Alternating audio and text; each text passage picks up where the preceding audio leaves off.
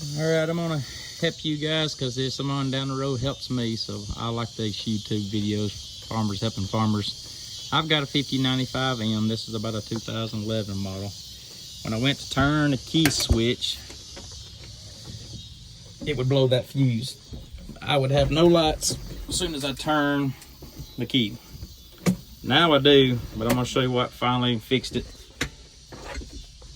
It's blowing a 30 amp breaker, or a 30 amp fuse. F01 key switch located in the cab. Right here's where mine's located. But with that blowed, you will have no lights.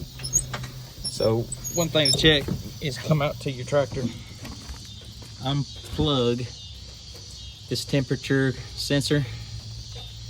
You can unplug it right there and then put your fuse back in, crank or try to turn your switch after the fuse is in there and it'll work then that'll be your fix. You can leave it unplugged during hot weather, and they tell me it's nothing that's really, it'll let you get to driving around and using it.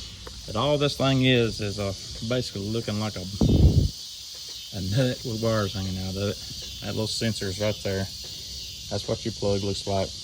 Like I said, here's your part number if you need it, and that'll get you $50 less in your banking account, but it'll let you start your tractor.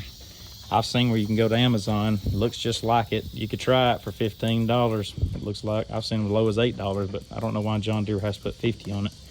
Maybe you can buy 5 for the price of that John Deere parts stores and get by. But this is the second time. Happened to me years and years ago, and I forgot about that being the problem. But went to YouTube, found a guy had the same problem, it fixed it. So that's your quick fix.